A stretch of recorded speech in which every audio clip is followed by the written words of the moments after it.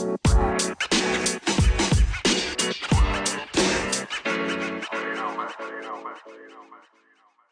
everyone and welcome to the latest, newest Brighton and Hove Albion podcast, Addicted to Albion. Let's get into the first episode.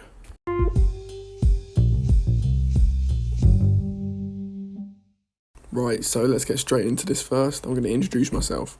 My name is Reese, and the layout of this podcast is going to be as the exact same layout as the Premier League basically. So there's seasons in the Premier League and there will be seasons of the podcast. So every new season of the Premier League is a new season of the podcast. There is no official release date of the episodes yet. They will just be released as whenever. When they're, edited and ready to be released, I'll post a tweet letting you all know what day they'll be released. But obviously once we get into the podcast scene a bit more, then we will have an official day where episodes will be released. So it will be like every Friday or every Saturday or every Sunday. Example like that. What we'll be discussing on the podcast is going to be basically anything to do with Brighton and Hove Albion. So it can be reports, update news, tweets to do with Brighton, news reports to do with Brighton, anything. Any of the hot topics to do with Brighton, basically. So we'll be talking about, obviously, after a game is played, we'll talk about the game. There's been kit release recently, so we'll talk about the kit release. There's reports of, a setback in Yakamoda's injury, so we'll discuss that, just simple things like that. And if you want to get in touch and, if you want to get in touch and get on the podcast or me discuss a certain topic that you want me to discuss, then just tweet at me. You can either direct message me or you can comment on the tweets and I'll see it and we can get into it. So I think it is suitable for me to first give you a little bit of a warning. The audio might not be great because I'm having to use the audio on my phone because my MacBook is being repaired at the moment. Once my MacBook is repaired and I've sorted out a podcast microphone, like one of the official podcast microphones, then we will all be sorted. I will get guests on the podcast at some point. If you want to be featured on the podcast, feel free to send me a message and we can arrange something. But yeah, I will be getting guests on the podcast, but for now it's going to be solo. Who knows? In the future, I might get a co-host or a couple of co-hosts to help me along the way, because I'm sure there's some Albion fans out there who would like to get into podcasting, and I'm more than happy to help because I'm new to podcasting. I'm sure there's people out there that are going to be new into podcasting as well, and they might want people to be there and help them. So I'm happy to help other people because I'm new to this podcasting. So please bear with me with the podcast if it isn't, top quality standard and really, really good at the moment, because this is my first episode, and maybe for the first couple of episodes they'll be a bit sketchy because I'm new to the whole podcast scene. I don't really know what I'm doing apart from talking. So just give it a chance. Eventually it will settle in and business will be booming basically. But I think I've already mentioned what we're going to be discussing. I've introduced myself. I've introduced the layout of the podcast. So I think we can dive straight into the topics. So the first topic is going to be about Jakub Moder's injury setback. Basically, there's reports from Poland that's stating that Jakub Moder, rehabilitation from a knee ligament injury, has had a big setback and he is set to undergo a second operation in the next coming days. This will extend the 23-year-old's absence and the rules to the Brighton and Hove Albion midfielder out of the World Cup. Now, the source from this is Twitter at Seagrolls Central, so thank you for tweeting that out. There's your mention. But yeah, that isn't good for him. That isn't good for us. I think we were hoping that we might be able to see him this season, maybe pushing next season. I don't know how long it's going to take him to recover from this knee problem. I mean, they were estimating quite long after his first surgery, and now he's got to undergo a second surgery, which isn't great. I mean, worst part for him is he's got a pushback on playing Premier League football again, and now he's got the absence of the World Cup, which for a young player like him, 23 years old, that's not good. World Cup only comes every few years. He's missing out on it. So, hopefully he has a speedy recovery hopefully he can come back stronger, because I think the injury that he has, I don't know what it was. I know it was a knee ligament injury, like a torn ACL or something like that. But they can be career killers, and especially for a young player his age, 23, you don't want to lose your career at that young. Since he's only been in the Premier League not that long, so hopefully he has a speedy recovery. Wishing him all the best. But let's move into the next topic on that, which is going to be the kit release. Now, the kit has got a lot of mixed emotions. I think it's growing on me. When we first saw the leak, I think there was a leak on the those Panini cards. I think they're called Panini trading cards. There was a leak on the new kit, and people were thinking, surely not. How can a trade? I thought, surely not. How can a trading card game, release that information before the club has? Because surely they know the club hasn't released any information about their home kit yet. Obviously, the club saw that, and they saw the opportunity to go, oh, Fatboy Slim's performing on the beach today, let's just reveal the kit now, because everyone's already seen it. We all thought it was a joke. We all thought, no, that's not the kit, it's ugly. Fatboy Slim came out in it on the beach concert thing, and oh my god, it was real. I think we all had the same reaction or most of us had the same reaction of, what the hell is that kit? I won't lie, at first, I thought it was disgusting. I didn't like the random yellow bit on it running down the middle. I thought it had a lot of people saw the massive H right in the middle. Just a massive white H in the middle.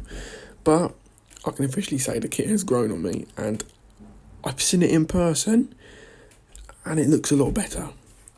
I can give you that. The video and the picture didn't do its justice. In person, it's a very nice kit, but I believe they could have done better. I understand they've got to work with what they've got with the Nike template. Nike templates have always been crap and terrible.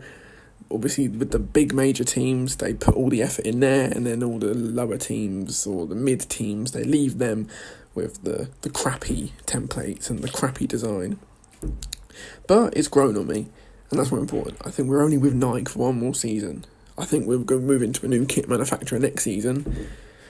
So let's hope we get, some more interesting templates and interesting designs, because at the moment they are kind of, they're not that interesting. But the kit's grown on me. I think I need to see it in action for it to grow on me even more, because obviously I've only seen it worn on fans.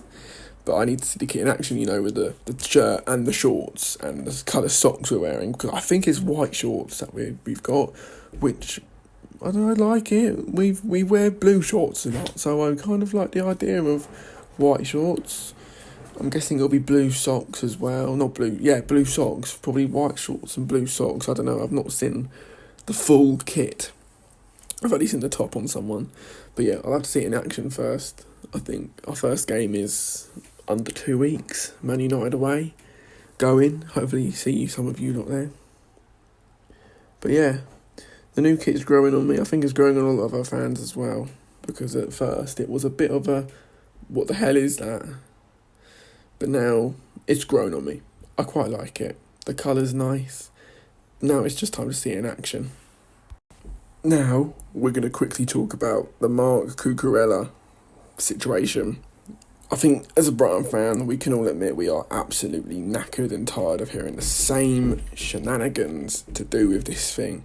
He's agreed personal terms for the 70th time. Man United are coming in with a low offer of 30 million, I think it was. And then they're having a go at us because, Marc Cucurella isn't worth that. But to us, he is. And to be attracted by Man City, I think he's got to be worth quite a lot. The guy is very, very good.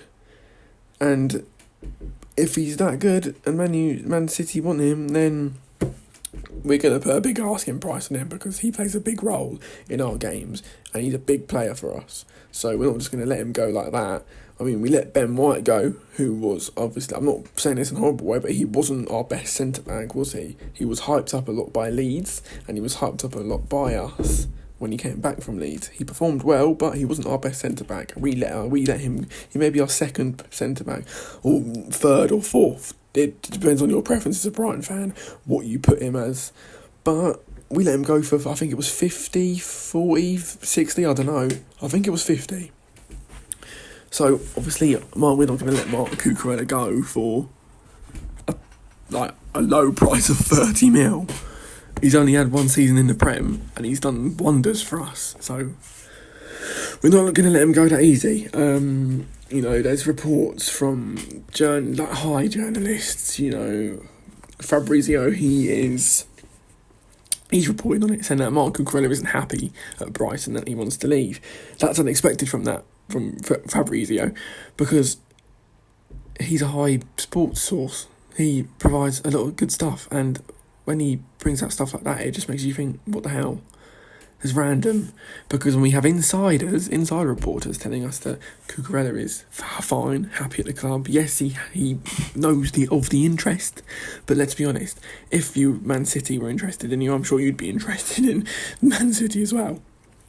But there is no sufficient evidence saying that he's unhappy at the club.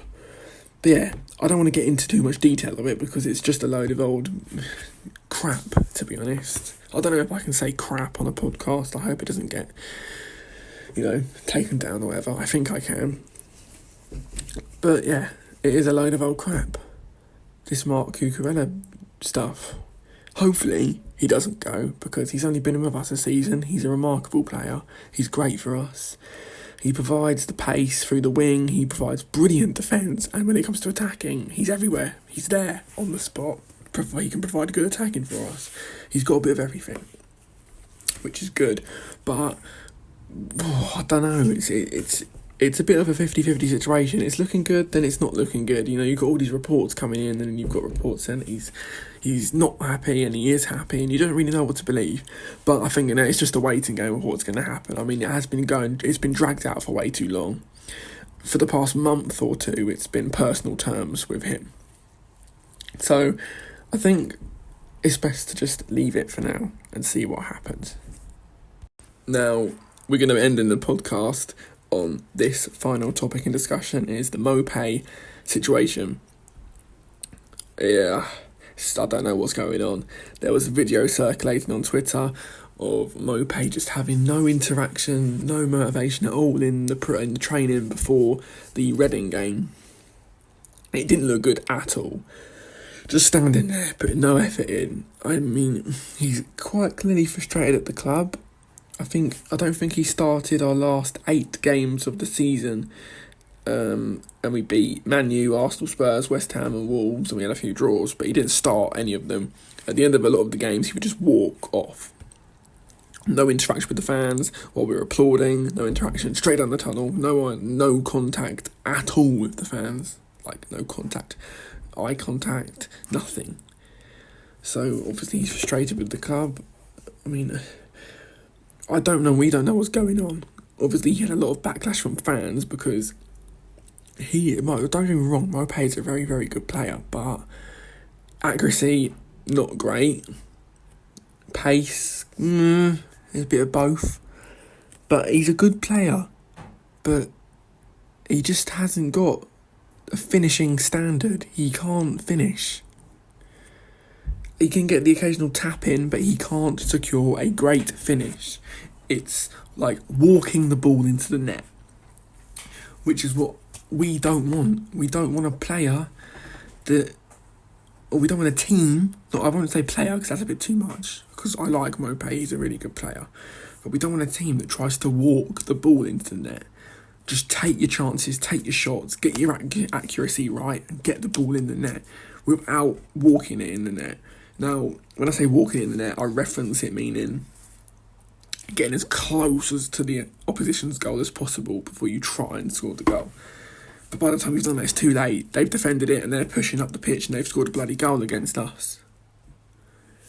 So, it's just about composure. I mean, he's got some great moments for us, with the Arsenal situation, and he loves a good old scrap. I think he was having a scrap in a pre-season friendly against USG.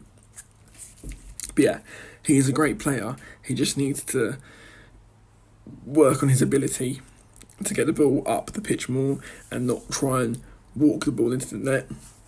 There are reports saying that there's a club that want him, they're positive and that they're going to get him because they've agreed personal terms apparently.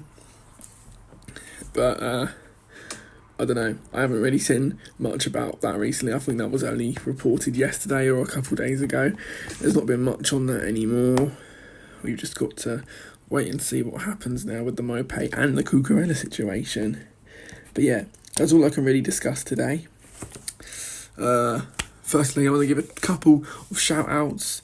I recently put on Twitter, if I just quickly find it now. I recently put on Twitter introducing myself, introducing the podcast, and there's a new podcast.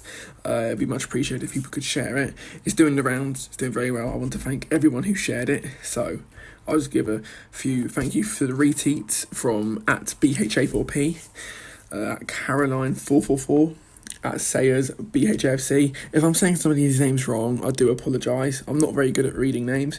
At the Red Seagull 92, at Reese BHFC, at BHA10MK, at North Seagull _Seagull.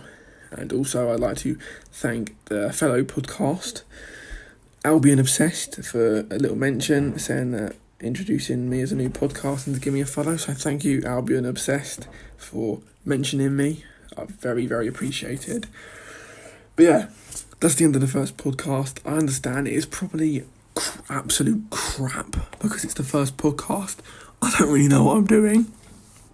I had to get this episode out quickly just because I am going on holiday next week to Denmark for a week. So I need to try and get an episode in before I go. And then I got a lot of stuff to do when I get back, recording wise. Because obviously every time I go away on holiday, the juiciest stuff happens around Brighton, and I can't do anything when I'm away because I won't be able to take all my stuff with me. Because at the moment my audio is crap with the phone microphone I'm using, and it will be even worse when I'm abroad because I will struggle. But yeah, hopefully I can get back and sort it all out. But yeah, I want to thank you all for listening to this podcast. If you managed to get this far, thank you very, very much for listening.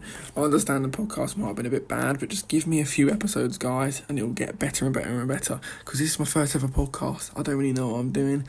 It'll get better. But yeah, thank you so much for listening, guys. Have a great day, and see you all later.